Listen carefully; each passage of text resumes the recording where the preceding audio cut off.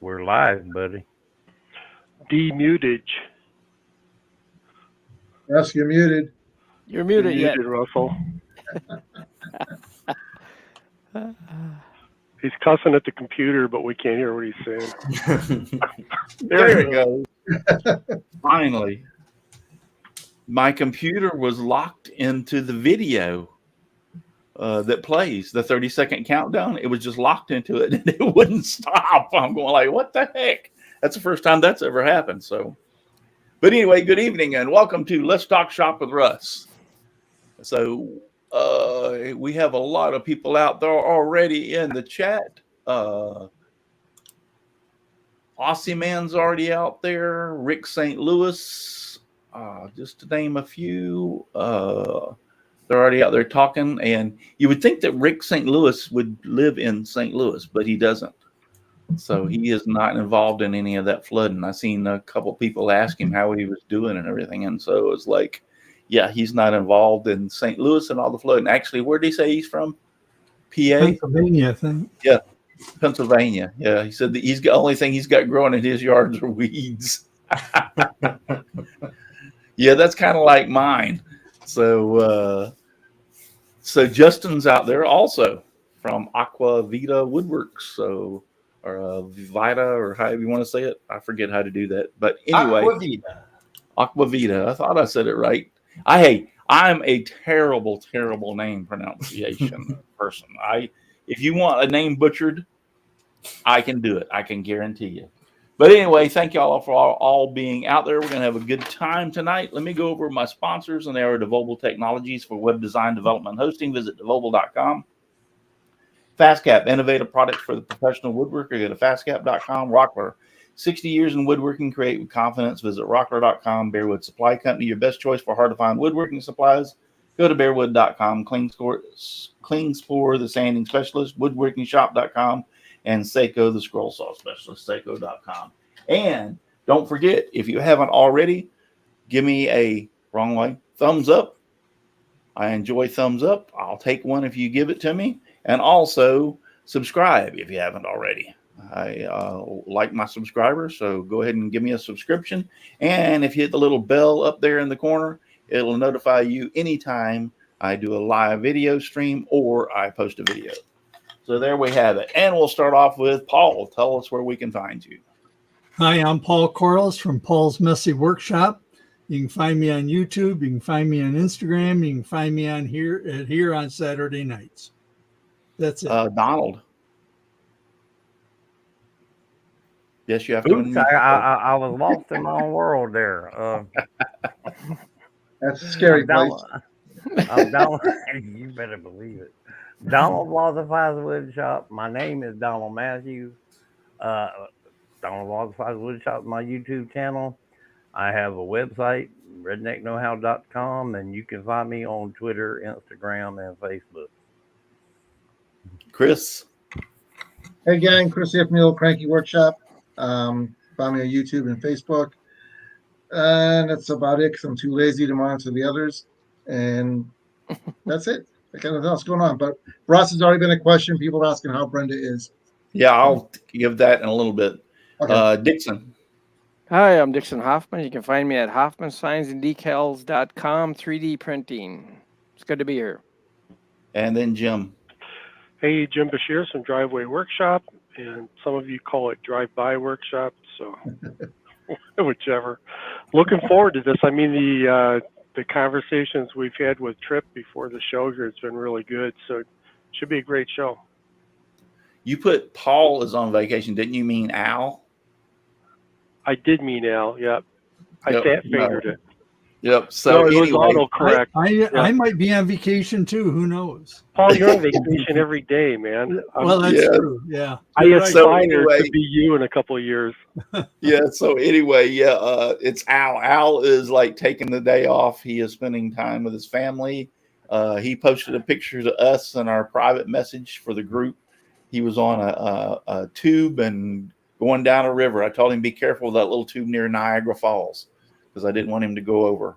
He should use a barrel, not a tube. He needs a barrel. So, yeah. But anyway, so that he's not going to be here tonight. And then Brenda. People were asking about Brenda. Brenda's actually doing better. They have transferred her out of the and ICU to regular, and then they've moved her to a rehab center where they're going to try to get her up and walking and on her own. So she's actually been able to stand up, take a few steps. She's actually been able to sit in a chair. They're going through rehab, and she's not liking the rehab, and she's not cooperating very good with the people in rehab. So she said they put her in isolation, but it's not because of her and her attitude. It's because of the COVID thing. Yeah, they ain't got her in isolation because of that. But I can imagine. I mean, if you saw pictures of her feet, I'm totally amazed. It's a miracle that the woman has survived through this and still kicking, still alive. And I continue to pray for her, and everybody else, you continue to pray for her. That it's a miracle. But for her to actually be able to get up on her own 2 feet and now actually attempt to walk, and she has expectations that she is going to walk and she is going to go home, and that's in her mind. I kind of wish I was closer now, just so I could pull up a lawn chair and a bag of popcorn and just sit there and watch the interaction. So that's great news. But yeah, she's doing a lot better. She's doing a lot better. So this is a far cry from them coming in and telling her that there's nothing more they can do, and basically she's going to die. And so this is a far cry from that she's actually able to get up and move around. So that's a miracle in itself. Nope, she ain't done yet. So that's a good thing. All right. So tonight we have Tripp, and he is from what is it? Rduck Locomotive Works. Rduck Locomotive Works. And if you haven't already guessed it, locomotive is a train, and he's a train fanatic. We found out. So, how you doing there? Very good. And yourselves? We're doing good. We're doing good. Excellent. I'm going to go ahead and put you in a solo layout so everybody can see your trains and see what you have around you. Very good. Very good. Yeah. So right out of the gate, our thing is trains. I pretty much started this about 2 years ago. I was extremely bored, and I definitely wanted to do something that involved railroading, because that is something that I've loved since I was a little kid. And I also love tinkering and building, and I really wanted to share all of these loves with the rest of the world. And I decided that the best way to do that is really through the production and design of intricate mechanical wood kits. And this is nothing new. Laser cutting to create kits is not a new thing, but I've definitely been taking it a couple steps further than, what's currently on the market. These are pretty big kits. And I've just been having a great time doing it. Now, we talked to you earlier. Tell everybody what you use to design these kits with. What you in? So the programs that I use primarily are SketchUp, and then I also use AutoCAD as well. But SketchUp has honestly taken the cake as the most intuitive and easiest to use design software for this process. It's a program that I've been using for, since I was a freshman in high school. And it really is, does everything that you need it to do. It's truly wonderful.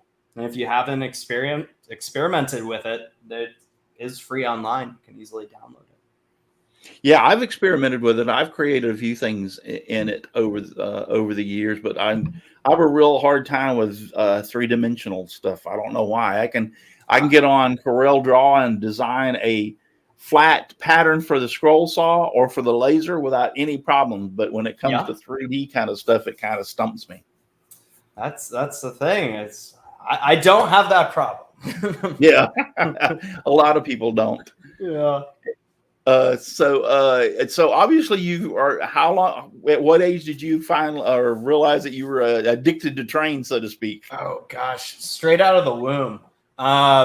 So I pretty much, I'm pretty sure, just like most people, my age or maybe a little bit older than myself as well, I got bitten by the bug when I was probably watching, everybody watched Thomas the Train when they were kids, especially if they're in my age group and then onward.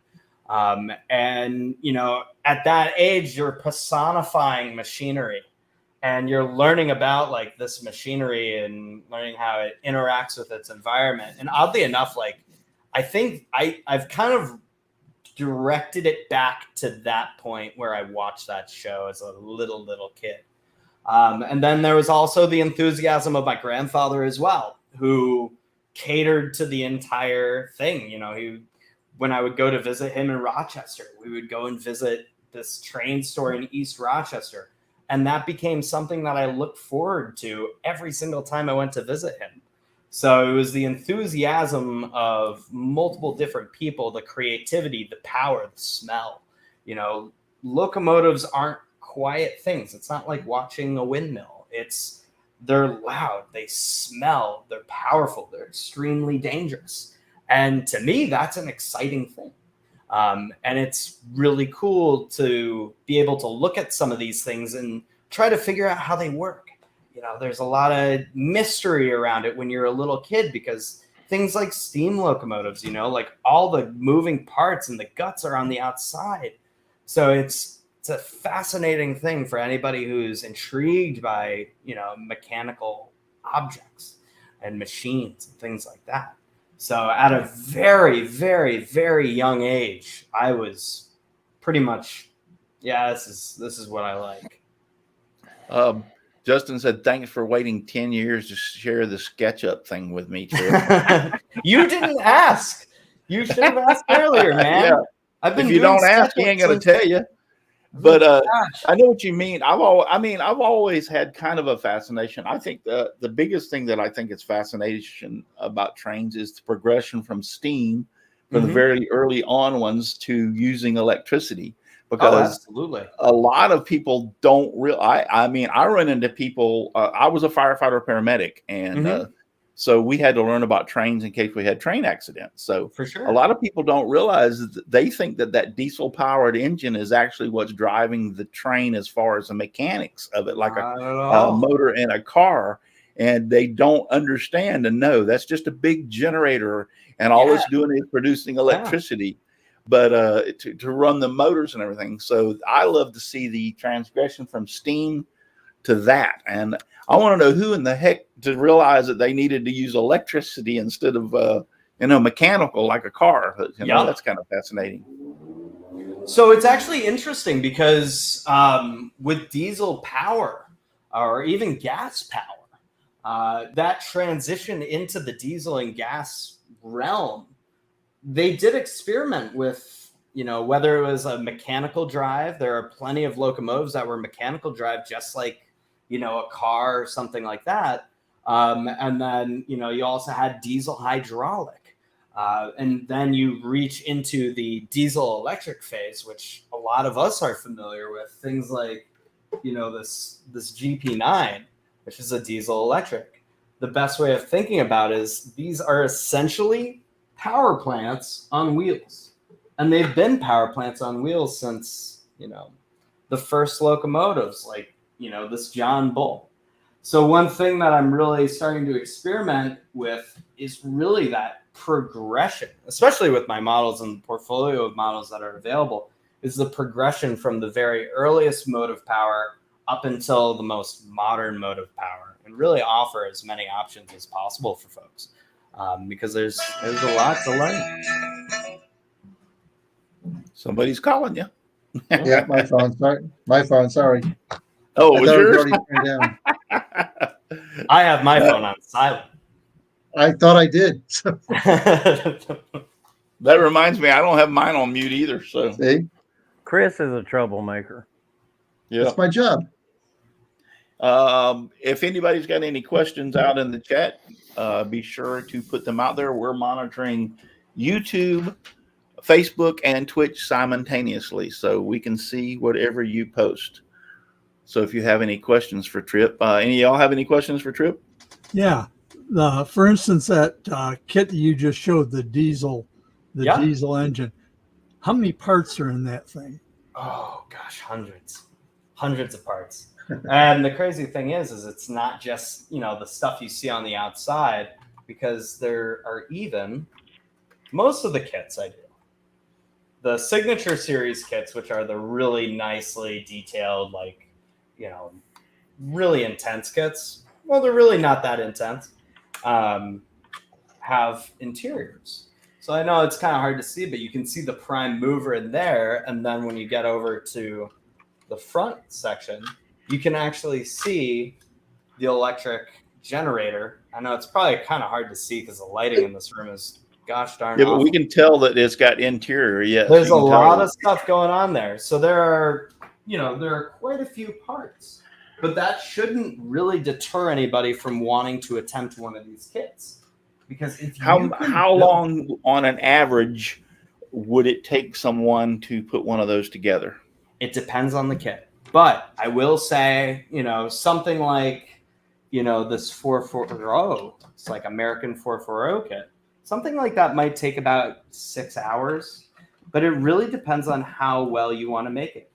That's the cool thing about it, is that if you practice good craft, it might take you a little bit longer, but at the end, you're going to end up with a beautiful product. Or something like the caboose, something like that might take maybe 6 or 7 hours to put together.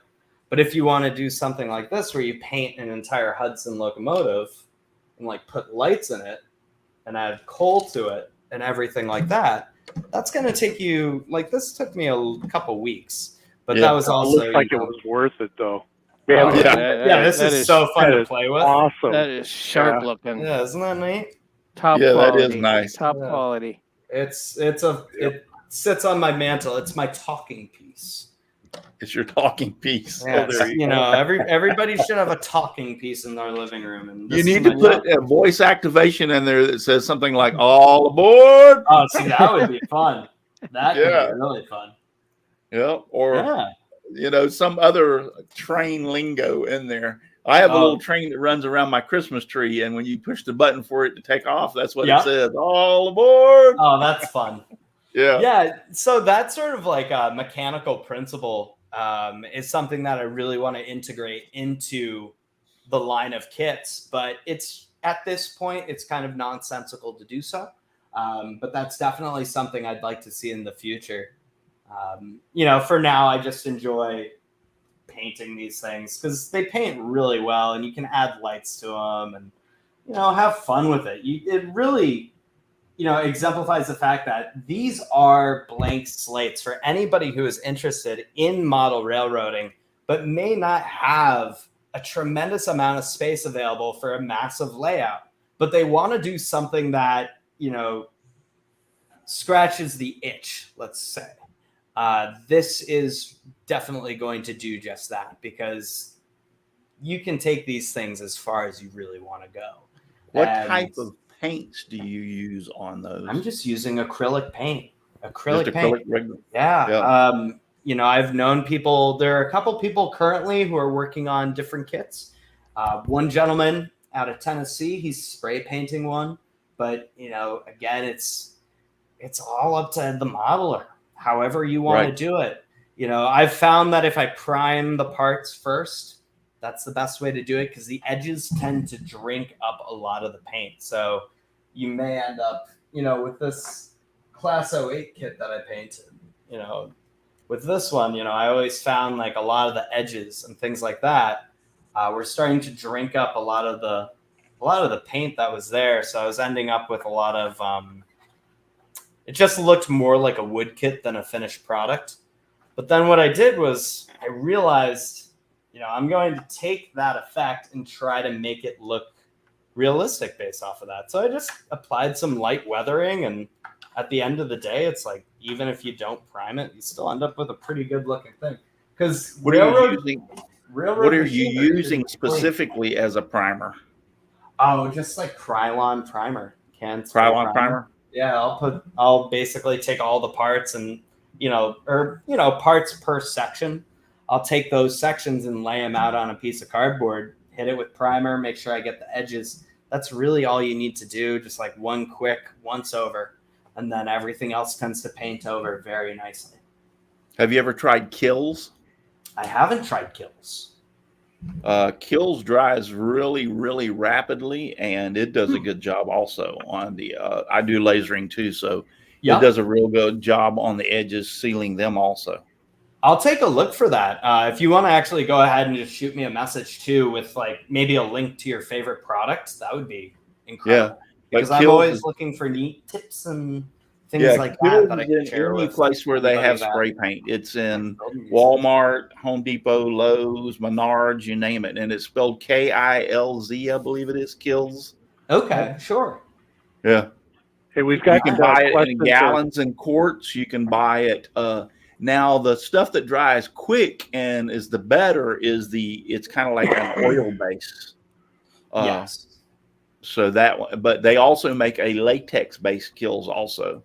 Mm-hmm. So I wonder how how is it spray painting wood with latex? Well, they don't have the latex based Kills in spray cans. They don't have it in latex. Okay. The only thing they have is the oil base in but I would imagine it's just about like the Krylon primer. Oh, okay, the only thing I do like about the Kills is how fast it dries. It dries really quick. That's a big thing there. Yeah. Yeah. You can spray a piece or a bunch of pieces and probably within less than 30 minutes or 30 minutes, you can do something with them. I mean, it's that quick. Yeah. Yeah. So that's one of those things, those little like little build tips. That's absolutely phenomenal. So well, Kills was actually designed as not only a primer, but as a stain. Like if your kid uses crayons on the wall, it was designed to cover up the crayon so you could paint over it, but so it wouldn't bleed through. So that's originally how it was designed. We used to use it in house painting. Yeah. And or water. Let's say you had a leak and the water got on the drywall and it stained it. You can coat it with Kills and then you can paint over it.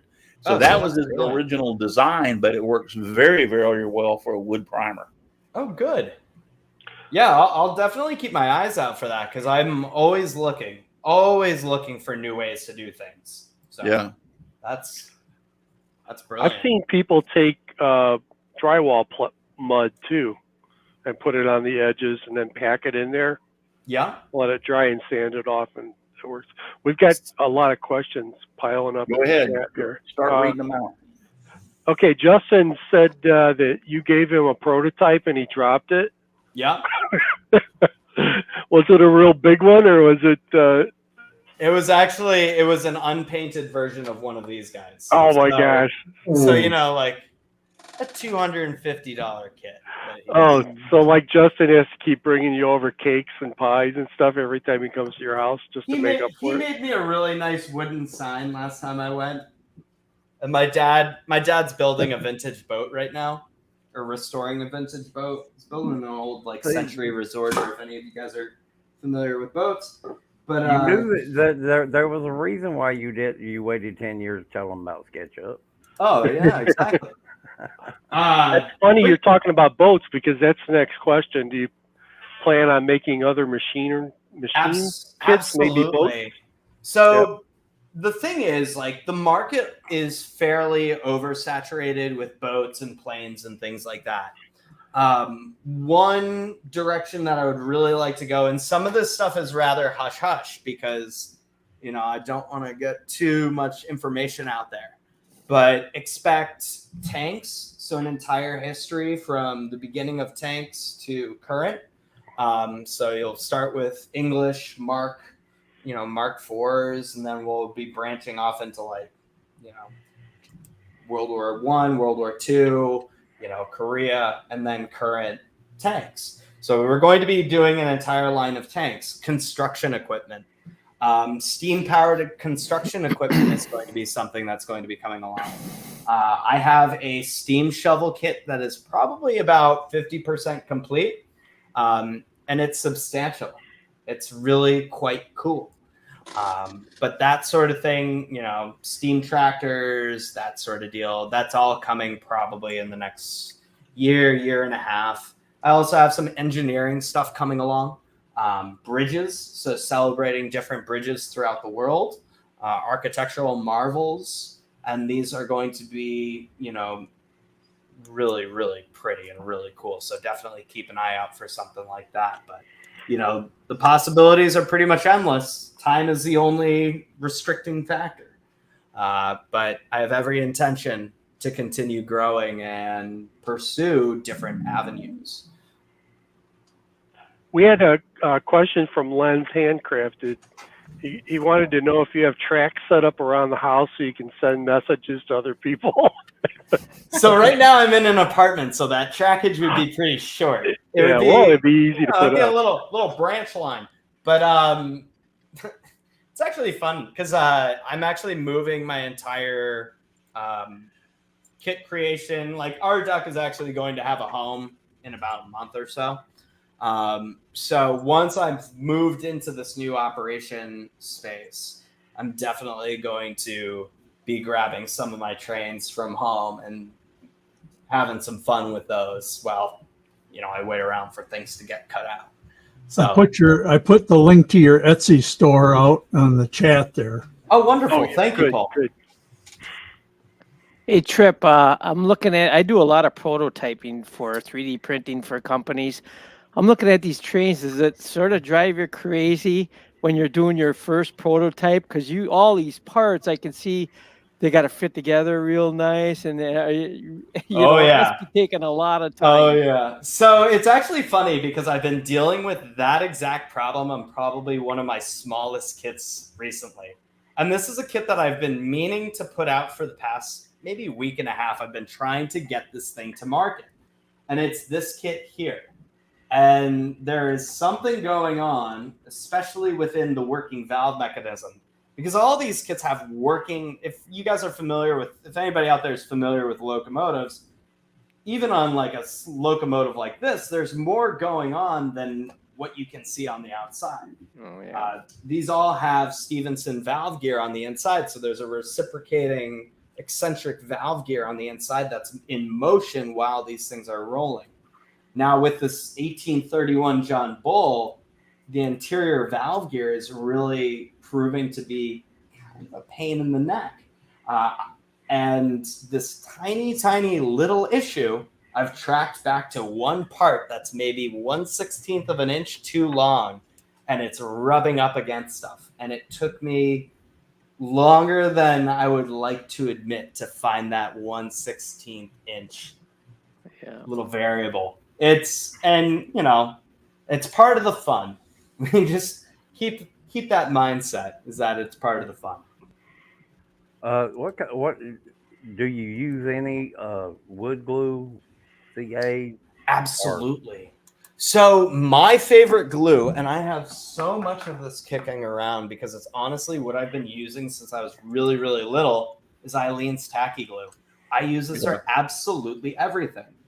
And the main reason why I've chosen to avoid doing, because it would be fairly easy for me to turn around and turn this into the system where you have the little friction pins and the wood just kind of snaps into place. Mm-hmm. But with my experience of building those kits, they have a tendency to fall apart prematurely. And I've always kind of had this mindset with those sort of kits that they're always somewhat temporary in their appeal. Like, you're going to build it, the part's going to fall off, you're going to lose it, and that's going to end up in your basement or your attic. And then one day you're going to be like, I'm just going to chuck it.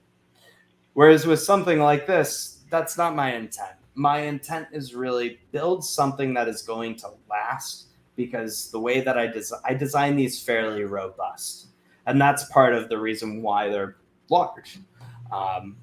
So when it comes to glue, I have more, freedom with how things go together, and it just results in a longer lasting, higher quality product that you'll be proud of building for a very, very long time. As far as quality goes, we had a question out here, and I think we talked about this a little bit in the pre-show about materials that you use. For sure. What kind of plywood do you use for these? So the plywood is B/BB grade Baltic birch, sourced from Finland. I'm not going to give away my distributor. That's kind of a hush hush, but it's really some of the nicest stuff that you can get on the market today. So you can be sure that you're getting really a good quality kit when it arrives. It takes paint really well. It stains beautifully. There's an example of a beautifully painted kit right there. So, I want to be able to give or to provide a builder the best possible outcome that they can have. And, if that means spending a little bit more on raw material, so be it, because, this isn't so much, this is more about me like sharing this stuff with people. That's probably my favorite thing about this is honestly the community that's grown around the Rduck brand so far. And every day is something new and something exciting, and people bring stuff to the table, and I just want to keep providing. How did you stumble across the Aleene's tacky glue? My mother. I think when I was really, really little, this is what we always had. And it works perfectly. It's exactly what it says. It gives you it kind of like tacky, so it'll actually hold the piece, especially if it's a small piece, it'll hold it in place. Yeah. Now that's the only glue that I've ever found in scroll saw work and woodworking that would actually glue paint to paint surfaces. Absolutely. Most glues will release, like all your Elmer and they'll all release when they won't bond to painted surfaces. That actually will. But there is one fallback on that. That is not for exterior, but your stuff is not exterior anyway. You're not going to be putting this outside, and no. You could turn a caboose into a birdhouse if you want, but honestly, it's also plywood. So you're going to put it outside and it's going to melt.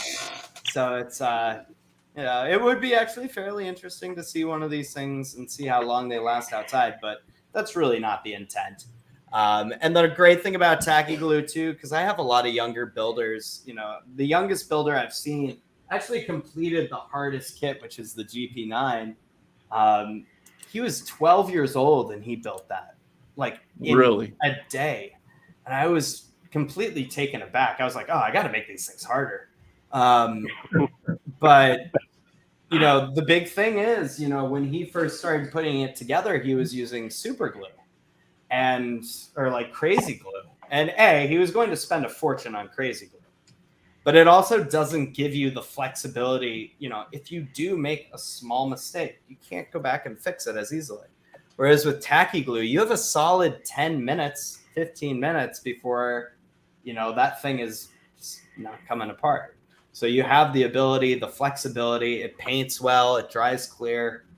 Everything about that glue, every single live stream that I do, because usually when I finish a new kit and I'm about to take it to market, I do a live stream build and, answer questions that people might have.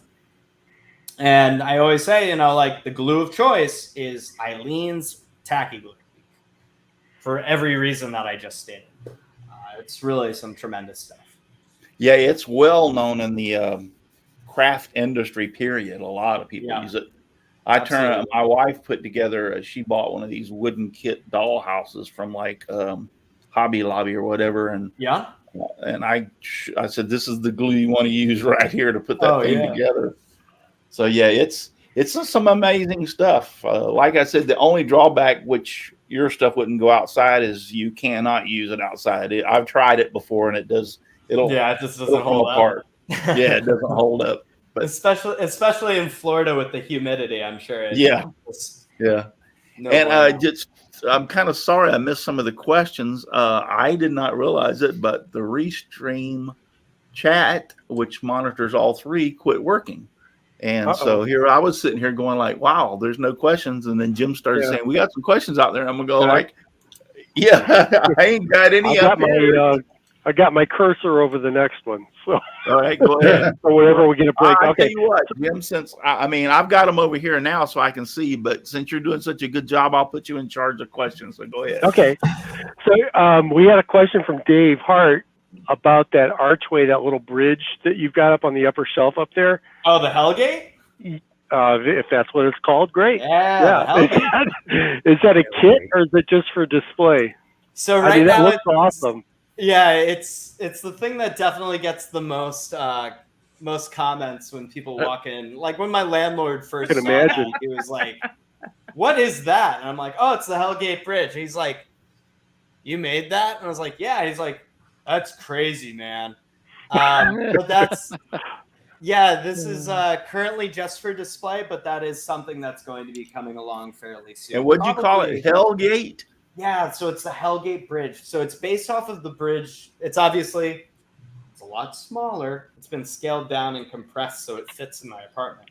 But it's the bridge that I believe it goes over the East River going into New York. So if you're taking the old Pennsylvania, or if you're taking the train from Connecticut down through Bridgeport into New York City and you're stopping into Penn Station, you go over the Hellgate to get into to New York City. Cool. It's this incredible old bridge. Yeah. That's something that's coming. We had another question from John Cossins. Why don't you deliver to Canada? I do deliver to Canada. Does it say I don't deliver to Canada? John, can you type that in the chat? Did you look on Etsy or something and see it didn't? Because we've already got people going on your Etsy site. Oh boy, let's see. I'll have to double check that. That shouldn't be the case. I should be open for Canada because I ship to Germany, I ship to the UK. I do that a lot, so there shouldn't be any sort of restriction on Canada unless there's something new that suddenly came about. But I'll definitely be looking into that. That is the case. Okay, next question. What was your biggest disappointment and how did you deal with it and how do you feel about it now? I think my biggest disappointment that's actually a really good question because the thing is, on a daily basis, I face design disappointment. But occasionally what will happen is you'll design, actually, I've got a good one. It's as easy as this. There you go, Shane. I forgot that I had candy in this thing. If you didn't bring enough for the class, you can't have it. Yeah, exactly. Does everybody get a piece? So I was toying around because I really wanted to come up with like a fun minecart sort of deal. And I wanted it to function. Like I wanted it to have functionality. And usually I try to include as much functionality on these kits as possible. But with this one, I was like, I really wanted to have a tipping mechanism. And, I wanted it so you like pulled the lever back and it tipped the bucket. But it just doesn't tip the bucket,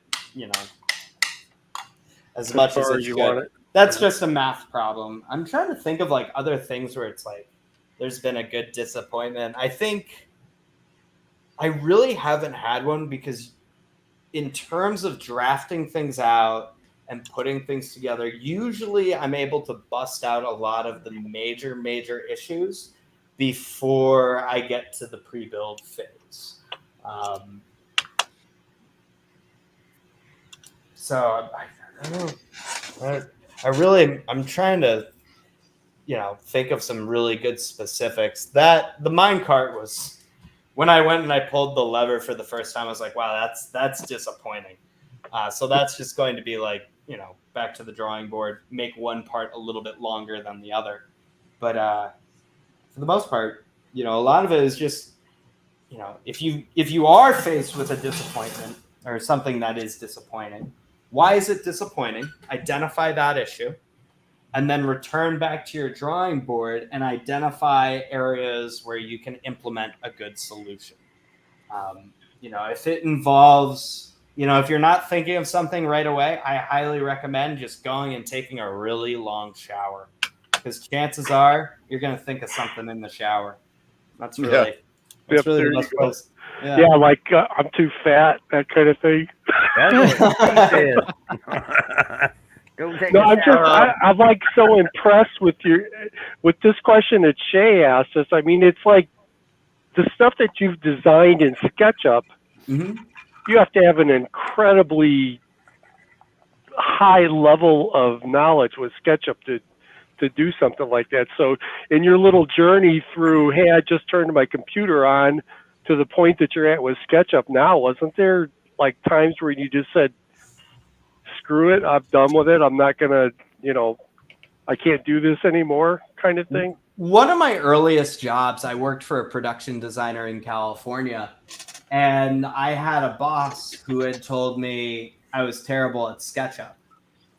And that just made me angry, because she was terrible at SketchUp. So I essentially, she's on the other side of the country. I don't even think she has a job anymore. But I would say, like, usually if I reach a point where something is really tricky or something is, stumping me, it just makes it worse, because what'll happen is I'll hyper fixate on, okay, why isn't this working? Or what is it that I'm doing wrong with this program that I can become just the best at? Like, and I think it's, that I get angry at the program, and through that anger, I'm able to, and not like physical anger, but like, but it's through that sort of frustration that I'm able to channel my energy into developing a solution that gives me the ability to improve and to really take things to the next level. Granted, it was a very, very long process to get to a point where I was developing things at the rate that I'm currently able to develop things. It doesn't happen overnight. It takes a lot of work, it takes a lot of discipline, but it is absolutely doable. And if anybody ever has questions about SketchUp, hit me up on Instagram. Instagram's the best way to get in touch with me right now. But I will be more than happy to give you tips and ideas and help you, really, just like with Justin and Aquavita Woodworks. I will help you out because I like helping people. So, Jim, you missed one. Cat Big Boy wants to know, narrow gauge locomotives coming eventually? Oh, yes. I thought that got answered. Oh, yeah. I'm sorry. All sorts of narrow gauge stuff coming. Right now, I'm kind of focusing on standard gauge for this year. But next year, I have, Welsh Highland narrow gauge. I've got Festiniog. I've got Talyllyn Railway. So in terms of like 2-footer slate hauling sort of stuff, because I want to introduce some more British things. And then I also have some Denver, South Park, and Pacific stuff coming. I've got some Mason bogies. And then obviously we've got, the Rio Grande narrow gauge. That stuff is going to be coming along. Granted, what it boils down to is I'm going to be doing a lot of trainings, and narrow gauge will be coming, and it's going to be really, really cool. Just as a second up onto that, they tried again, and it says it will not ship to Canada. Oh, goodness. Okay. Let me go ahead and I'm not going to do it right now, but no, after the after the show, give me like 45 minutes and I'll have that ready. Yeah. If it doesn't work, Len said that he's got like a black market way to he's got a black kind of market hide stuff in Canada. You put I'm it in sure a boat in Michigan, and he can paddle over to Ontario and stuff with it. So I take it across the border to Sarnia. Oh, there you go. There you go. Germany and other countries like that, I'm sure it can go to Canada. Oh, Transylvania Railroad. Yeah, there you go. I know a guy who knows a guy. Right. Yeah. Chris has got Somebody wants to contacts know in the if you Coast want, Guard. how about a garbage truck and a concrete truck? A garbage truck Yeah. and a concrete truck would be fun. Yeah. Yeah. I've got Harley. a question about SketchUp. When you're Mhm. doing curves, you know how SketchUp builds curves. You know, it just keeps laying squares on top, straight lines. How do you get around that? Do you just do the point density really high to make it as graceful of a curve as you can, or do you So just you look can, at it and go, yeah, you I'm going to can live with that? increase. So the way curves work in any sort of digital programming is it's a series of faces, especially if you're running any sort of vector program. With SketchUp, primarily, everything is incredibly geometric and based off of a triangle. So regardless of whether you're making a triangle or a circle, it's still based off of the same programming technique. So what you do is when you select your circle icon, press tab. Don't press tab, but you can actually enter in how many faces you want it to have. And at a certain point, it's going to make a fairly round circle, like, something like the 440, for example, the driving wheels, those big wheels in the center there, those have, I think it's 96 faces. So the more faces that you add or assign to that shape, the rounder it's going to be. Now, if you have an 1/8-inch circle and you're like, oh, well, I want it to have 96 faces, it's not going to let you do that. But, you can usually get away with 24 faces on an 1/8-inch diameter circle, and it'll look perfect. So it involves a little bit of experimenting, but if you have any questions, reach out to me on Instagram and I will walk you through it. Apparently, it is Dan Inge's birthday. Oh, happy birthday, Dan. Or is he saying Dan wanted a birthday. Wanted us to buy him a kit for his birthday coming up. That's coming up. Okay. Yeah, it's coming up. Okay. Well, just to let y'all know, mine's coming up like really, really, really shortly. He wants a train. You want some a day and a half from now. Yeah. My birthday is actually Tuesday. Want some sawdust? Anybody that wants to buy me a train kit, just get with me and I'll give you my address. So in the mail tomorrow, Paul. Yeah. It makes me mad because I have no excuse for forgetting his birthday. Is it the same as my daughter's? Yep.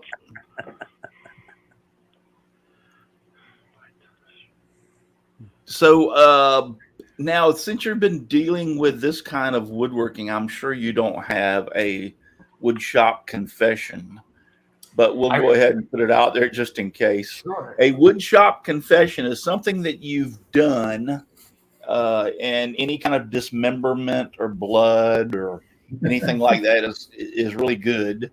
But like if you accidentally left your hand down and run the laser across it, that would be pretty cool. But we could live with that. Yeah. So, do you have any kind of a woodshop confession on something you've done, and that after you did it, you went like, "Why the heck did I do that?" The gorier, the better. Yeah. Sadly, I don't have anything recently. Maybe I should probably eat more salad. I think that might be a little bit of a confession. I've been eating a lot of red meat lately, and I should probably eat more salad. But ultimately, at the end of the day, safety is my number one priority with a lot of this stuff. And I take safety extremely seriously, especially when running, lasers or even, using any sort of equipment. So I try to, I am as safe as physically possible with this sort of craft. And anybody who's using laser cutters should be as safe and aware of what they're doing as possible. If you are getting into laser cutting, do not leave your machine alone, because the chance that you will burn down your building is extremely high. Justin says you start fires. Yeah, you start Justin, fires. Man. It's. I've seen some serious horror stories. So if you are thinking of getting into laser cutting, read your safety manuals, read your instructions. Do you cut your stuff on your laser in your apartment? So I'm not allowed to use my laser cutters in my apartment anymore. I tried to do that for quite a while until I was running it, 8 hours a day, and it was giving the lady upstairs migraines. So right now, what I do, because my current employer has been extremely hospitable and letting me use a little bit of space in our office. So I have my machinery set up there, and I'm able to run everything from the office. But, in a fairly short amount of time, I'll be opening up an actual showroom / workspace. So if you guys are in the Portsmouth or Southern New Hampshire area and you want to stop in and say hello, you can absolutely do that. Get some eyes on some actual train kits. I don't know, maybe we'll just build a kit together and hang out, because honestly, that just sounds fun to me. Eat some snacks. But yeah, it's definitely something where, you want to practice pretty good safety when you're using the equipment. Yeah, I am I'm on a lot of laser groups on Facebook, and I'm actually amazed as to the amount of people that will turn something on and just walk away and leave it. Yeah, and I'm like, yeah, you can't. For disaster. Yeah, it's like you can't now. I have on mine, like if I want to go in the house and get a glass of water or whatever, I have cameras set up on mine with actual audio. Yep. So you can hear if it starts shorting out on you. Yeah. So but I mean, so if I walk in just to get a glass of water and turn around and walk out, I still got it on my phone and I'm watching it. Mm-hmm. So even though I'm not in the room, and if it was to make a noise, I would hear it. But they just turn them on, and I'm surprised there isn't more houses burnt down because of that. Oh yeah, it's I think it'll be something that you'll start to see a little bit more of too as laser cutting equipment becomes more readily available. I'm on the OM Tech main page, their main Facebook thing, and people, housewives, are buying these things left and right. Oh yeah, it's becoming a popular thing to make all sorts of knickknacks and. Mm-hmm.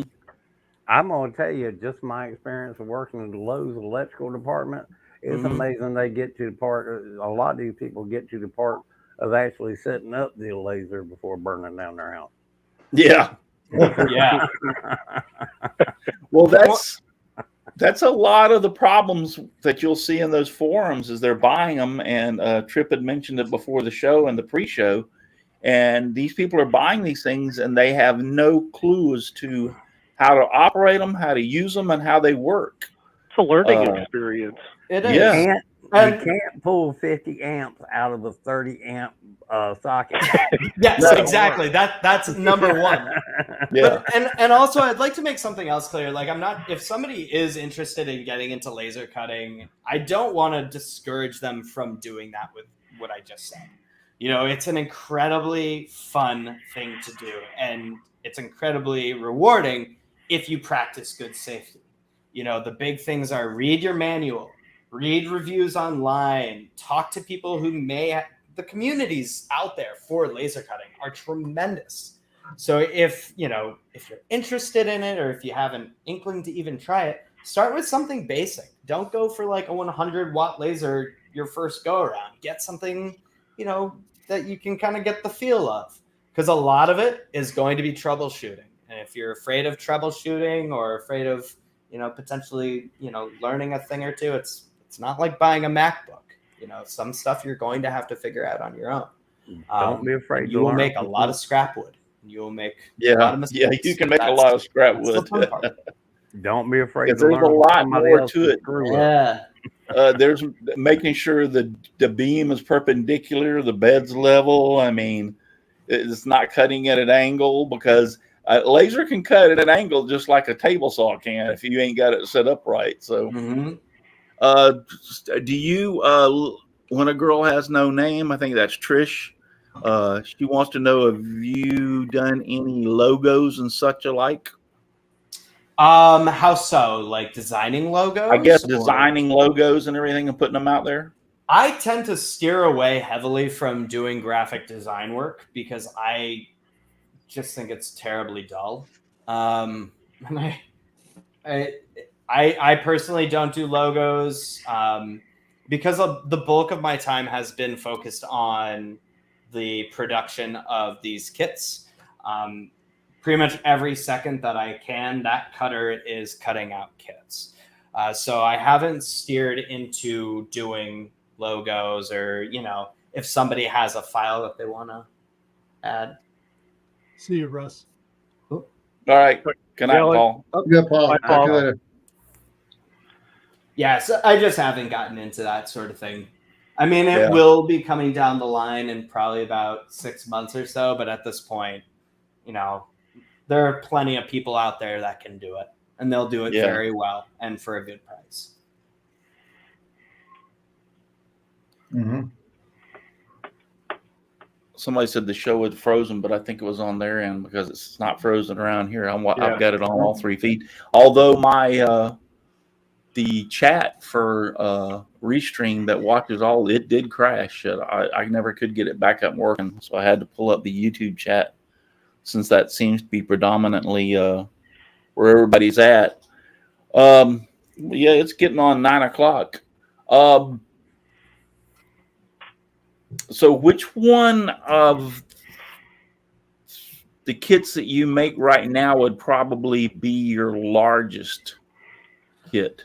The largest kit that I have is really the That 464 Hudson kit, and Yeah. this isn't a good example. I shouldn't show the painted one because it's actually kind of hard for people to visualize, but I've got too much stuff on this table. But this kit's missing its rear truck, so pardon that. But this is really the largest kit that I offer. It's substantial. All the wheels move. The cab is completely decked out. But, you know, there's that kit. That's pretty large. And then I was going to say that one right there seems like that's a pretty good size. This is a really solid kit. It's very substantial. It's fun to build. Comes with track. You know, it's a really neat one. The roofs all come off. The interior is fully detailed and everything. So there's like seats and controls and everything like that. And it's as prototypical as it can possibly be. Opening doors. Yeah, that's pretty awesome. All sorts of stuff. So it's definitely a fun kit. It's, you know, a 12-year-old, like I said earlier, a 12-year-old put one of those together. All my kits are really designed for 14 and up, but a 12-year-old built it. That's pretty cool. And he did a really good job. That's pretty cool. Yep. 12 is the new 14. Oh, yeah. Oh, yeah. Hey, I just heard on the news the other day, this kid that is in, and he's probably that age, 12 or 14, he's in middle school. He has already online has got 2 doctorate degrees. Good heavens. Guy needs a hobby. Yeah. Sounds like he has Crazy. one. Yeah. So, and he's still in middle school, and he has 2 doctorate that he's taken online and passed all of them, written and everything. He actually physically has the degrees. Good for him. Yeah, and I'm like, wow, really? Hey, I knew an old lady, you know, those child-proof medicine bottles. Yeah. Yeah. And she had a hard time getting it open because her hands are full of arthritis. She'd give it to a 3-year-old grandkid, and he'd open it right up for her. Yeah. Yeah, really. And your friend Justin has been out there, Tripp. He's been out there in the chat with us tonight. He's a good boy. Michelle Marcoux, it's going to be hard for me to see, so I have to kind of like look over here. Michelle Marcoux's been out there. Leonard Davis has been out there. Aussie Man is normal.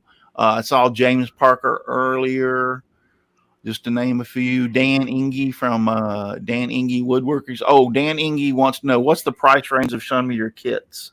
So they range from $15 for something like the little hand car kit up to about 200, and I want to say this one's like the Hudson is currently $298, or like in the $260 range, just because of the amount of material, the level of detail.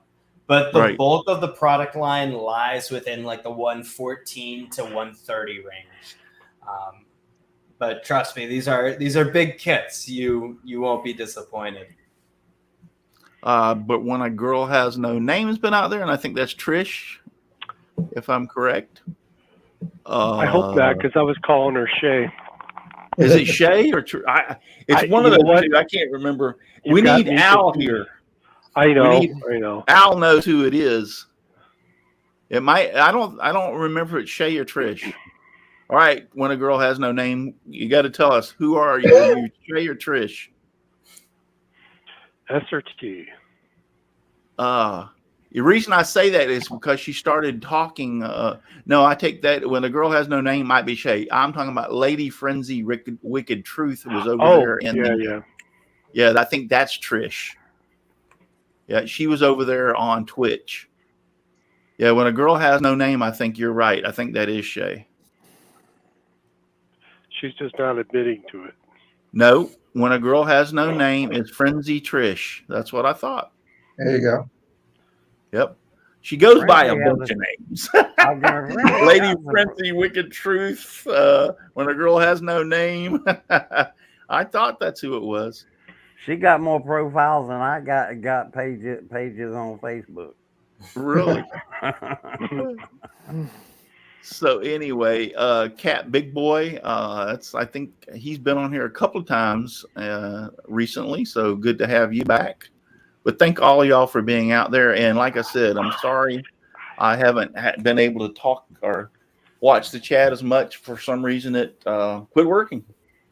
I mean, I was sitting there, like I said earlier, and I thought to myself, wow, there ain't a lot of questions out there tonight. And there was lo and behold, there was. I just wasn't seeing them.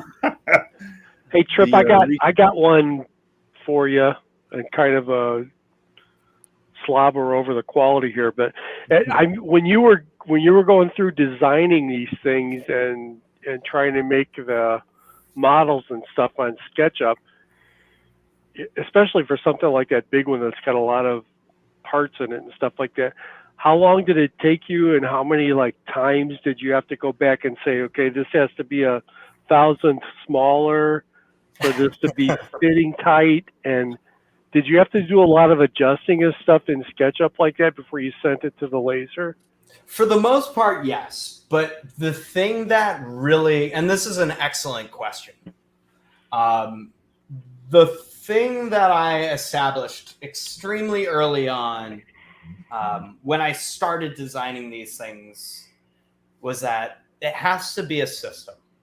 There has to be a set of rules that gets applied to every single kit that I ever design. And that set of rules that I implemented on day 3 has obviously grown and changed a little bit. But the essentials of that rule book have stayed the same. So every time I produce a kit, I'm producing a new part. And that part now becomes a universal part within the system that I've created. So let's say I need a handrail. Well, I'm just going to go grab a handrail from another kit, and it's just going to pop right into place, and I'm done. I don't have to take the time to do it. So with every kit that I design, the process becomes faster. The process becomes more efficient. And because I had that set rule book in place, I rarely have to go back and be like, oh, this needs to be 1/1000th of an inch. Usually it's a 32nd to a 64th of an inch of a difference. But during that design phase, because I design these things as a 3-dimensional model, I can usually see what the tolerances are going to be like, and kind of guesstimate where things are going to go using a little bit of really basic geometry and mathematics. But for the most part, it's, the things that usually goof you up are when you're designing something and you're kind of tired and not really paying attention, and you add something in, and you go to build the final model, and all of a sudden something's bumping up against something else, and you're like, well, back to the drawing board, boys. That's a really good idea. Pick and place parts. Yes, establishing the catalog is extremely important, and that's why I get asked a lot, usually on a daily basis, oh, why aren't you doing this model? Why aren't you doing this model? Why aren't you doing this model? Or oh, your Hudson's or your 440 American is so popular. why aren't you doing more for Americans? It's like, because if I stuck to just this, I'm restricting the amount of parts and systems that I can recycle on other kits moving forward. So Right. I have this system in place, and it's important for me, you know, in terms of my process, to continue to do different things. Like right now I'm doing this massive, it's going to be a 3-foot long model, but it'll have, you know, working pantographs. It'll have all sorts of details and fun features that I'll be able to pretty much just copy and paste onto models moving forward. So being able to have that catalog of pre-established parts is extremely important. Yeah, I can imagine that would make a lot of difference if you can, like you just said, move a handrail from one to another without having to totally redesign it again. Yes, that would save 20 a minutes. lot of time. Yeah. So it's gotten to the point where I can essentially design a kit in maybe like 150 hours and have it be pretty close to being good to go. The thing that takes the longest is just instructions, because I do all my instructions myself, and truthfully, I hate it. I really don't like doing it. And I'll be like, oh, it's a beautiful day, I'm going to go outside. And it's like, no, you need to do it. It's like when I was, you know, in middle school and high school, it's like, no, I'm not going to do homework. I'm going to go goof around. You know, I hope you have backups of your prints. Your 100% on every single thing. I even have a secret hard drive hidden in a remote location. Yeah, there you go. Not anymore. I just said remote.